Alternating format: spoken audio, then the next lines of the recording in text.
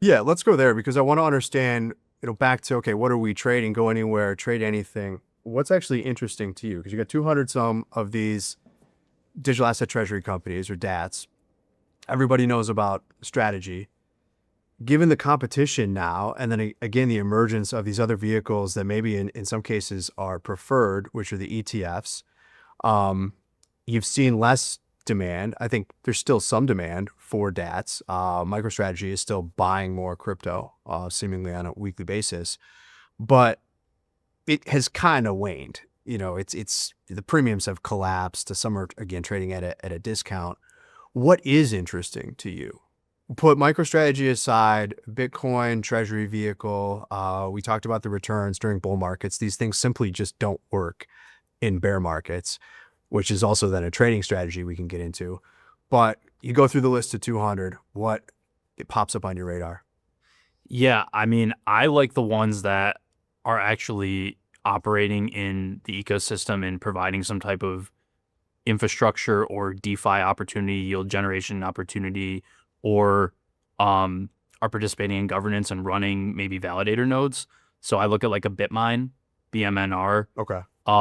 as one that I think brings a lot to the table as something that would be investable. Strategy's interesting as like what he built and kind of like what Saylor built and sort of the attention it's gotten. But I just personally, I would hold Bitcoin myself. Like I don't need to buy MicroStrategy as like a proxy for Bitcoin. I'm sure there's really interesting option trades or ways to capitalize on volatility, discount, whatever. I just personally, if I want to hold Bitcoin, I'm going to hold Bitcoin. Um, I, you know, I think with strategy, there's not much you can do, right? There's no like underlying Bitcoin DeFi that you can do, right? It's just Bitcoin. It's it's not very like useful in the context of there's no way to run DeFi strategies with it directly, and there's no staking. There's no real yield on it, right? As opposed to ETH, Solana, Sui. Um, so I'm looking for treasury companies that are operating external business models, right? They're going out, they're running validator nodes to generate some income off the asset.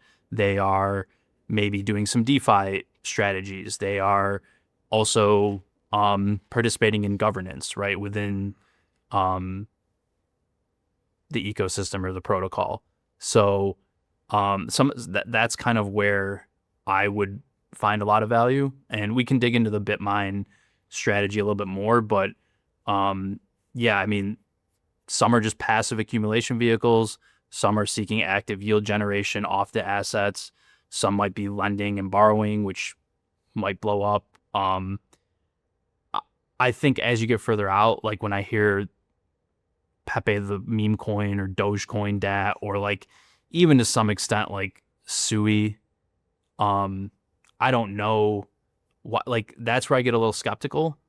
Is some of these are like just ways to dump lock tokens from insiders on You retail. think so? You think there's Yes, that? 100%. I think there is, right, and it can be spun whatever way it wants. But I think some of this is like there's insiders and early investors that have locked tokens that want out, and there's ways to maybe like access liquidity through this vehicle. So that's where I get like as you get further on the risk Kind curve, of on the fringe tokens, so to speak. I think so. Okay. Um, Well, sticking with, yeah, like you said, outside of Bitcoin, when you think about DeFi, you don't necessarily associate it with Bitcoin. You do with ETH, with Solana. What comes to mind there? I mean, let's dig into BitMine. I saw the $200 million investment into Mr. Beast. I think I saw too that the goal, Tom Lee's ambition, is to acquire 5% of the outstanding supply of Ethereum, which, yeah, it's kind of, maybe that's like the threshold, right? Because you look at where strategy is, I think it's the equivalent of like 3%. Satoshi wallet is I think the biggest. Then you have what, the BlackRock ETF, right. and then Michael Saylor's firm, which I think started as like a software company and just kicked off this cash flow and was putting it in treasuries and just was like, look, dollar fiat trash. We need to diversify our treasury into into hard assets, crypto, I went to or Bitcoin being that asset. I went to Bitcoin just as like a funny like side story. I went to Bitcoin Nashville 2 years ago, and this was like Was that the one where like Trump or RFK was there? It was like all the heavy hitter politicians. Everyone. This was ahead of the election. This was a year, probably no, like 5 months before the election. Okay. So the heavy hitters were out, and it was a absolute zoo. I mean, it was just like these people were nutcases. Like, I like crypto. I think it's interesting. I think tech. I think there's some interesting people and personalities, but that was a level of just craziness that I don't know if I would ever want to go back to. But Saylor was there, and it's really funny. Saylor was there. RFK spoke. Trump obviously spoke, and it's really funny because like these Bitcoin maxis were like, for years it was like, this is sovereign money. Governments shouldn't be issuing money, blah, blah, blah. But then it was like, as soon as Trump was the champion of Bitcoin, these people were, it was like a human crush. They were piling into this like auditorium, and, everyone was like, oh yeah, like, it was just an absolute, I mean, it was kind of like, you could tell the bubble was beginning to inflate. There were signs. There were signs that the bull market was beginning to take off. Maybe not the bubble, but yeah, I remember Saylor being there, and he gave his speech. All these politicians. It was well attended, certainly interesting. I got a little bit more into like some of the collecting side. There was people doing like NFTs on Bitcoin that was relatively hot for a while, but yeah, it was just insane that like it doesn't matter at the end of the day. Like, people promote this as like some kind of like sovereign money, which I think that thesis does play out, is like it's a more useful form of gold over a long time frame, but people are pumping their bags, and like if somebody's gonna help them pump their bags, they'll get behind them. So the Bitcoin people are not, the Bitcoin maxis are not immune to the pump. Yeah. So anyway, so BitMine, yeah, 5% of ETH supply, assuming that that'll be staked. That's real revenue that's kicked off. Of course, it's volatile given that you have the ETH cryptocurrency dynamic. But yeah, what's interesting to you about BMNR, which is the ticker symbol, and then anybody else that is doing something similar? Because as you mentioned, you've talked to a couple different CIOs or CEOs of these firms. They all have slightly different strategies. What again stands out to you about BitMine? Yeah, so I think what's interesting about BitMine is it has like a real business model. It's not just doing that like leverage the balance sheet up, bet on the token price. There's obviously that's the foundation kind of, it's betting on ETH. So I look at it as a cash, crypto, and venture moonshot business model. So it's ETH focused. I like that. That's a hell of a model. Yeah. So it has the cash, provides the optionality, has the crypto, provides the upside, and then the venture moonshot is that like asymmetric, big bet payoff. So it owns 3.5% of the total ETH supply. That's massive. It's deploying a staking strategy to generate yield and generate revenue off of it. So they've staked about 2 million ETH so far, and they're projecting between $160 to $300 million in revenue generated off staking. They also are operating a proprietary staking network called Maven, MAVAN. So they're not only just staking with regular validators, they're actually trying to build infrastructure within the ecosystem. So if they execute on that, that's where I think you could see a lot of revenue generated from just staking activities. Yeah, because I guess you're going to see much better margins in that case versus today. If you're a big institution, you're likely going to go through a partner, right? And that partner is going to take some cut of that reward that you otherwise would get to keep 100% of. So that's interesting to me. So if they become the biggest, like obviously you're generating some revenue here through this activity, but what they're trying to do then is set it up operationally so that they make a lot more money off of that activity. And I guess what it comes down to at the end of the day is just simply Tom Lee, of course. And I've seen recent price targets or forecasts for like 15,000 ETH, which, yeah, we hope that's accurate. But of course is betting big, because otherwise, I mean, you could just park cash in treasuries, kick off the yield, and then like you're kind of a VC. Yeah. similar sort of model here. But this is also that inherent bet on higher ETH prices. Yeah, I think it's that, and I think they have that moonshot venture style aspect That to little it. kicker. Yeah. So they hold bets in something called 8Co, which I need to dig into a little bit more. I didn't look at that because the more attention grabbing one was they bought $200 million in Beast Industries, which is Mr. Beast, the popular YouTube content creator, consumer brand creator now, he More popular than the Super Bowl. right, more popular than the Super Bowl. BitMine bought $200 million worth of equity in that private company, which from what I can tell is a media and creator and consumer product platform.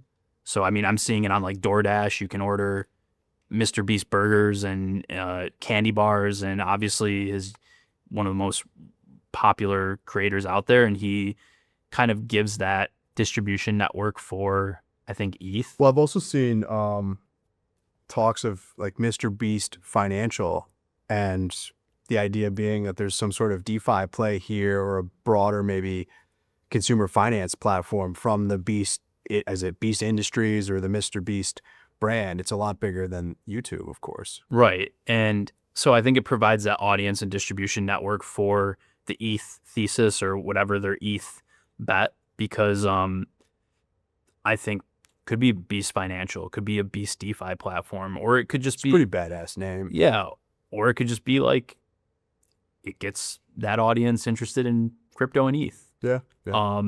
There's brand and narrative there. So BitMine maintains and expands its MNAV because it has this internet brand associated with it, this narrative, this kind of coolness associated with it. The $200 million investment is meaningful, but it's not like all of its balance sheet or all of its treasuries. So it's not like they're leveraging the house on this. So I think it's an interesting play. And if you believe in the creator economy, fan token, creator capital markets thesis, in that these creators have value and can tie tokens and can tie attention to some type of tradable asset, I think there's a ton of upside there. Yeah, I think it's super interesting. I mean, like a traditional company, you have this kind of operating layer. It kicks off cash flow. I think it pays like a 1 penny dividend. Maybe it's just symbolic in that sense, but there is the capacity for that. And then you go out and you invest in the ecosystem, you take shots in other areas, and potentially, if you're right on the ETH price, let's say that it does go to, I don't know, arbitrarily 15, 20K, which would be a huge move off of 3 today as we're recording, this vehicle potentially could experience outsized returns. You could see that similar dynamic as we witnessed with Strategy, where it's up 300% while the underlying asset's up 100%. Right.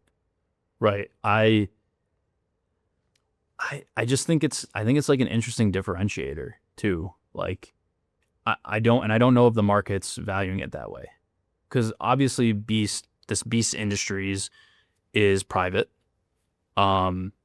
Seems pretty speculative. Like we don't know if this will pay off. We don't really even know the financials of Beast Industries. It's not public.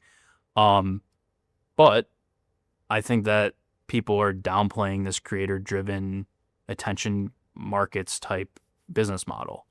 I don't know that like influencers and TikTok and whatever social media influencers, obviously there's some value there, but it's always been locked in the platform.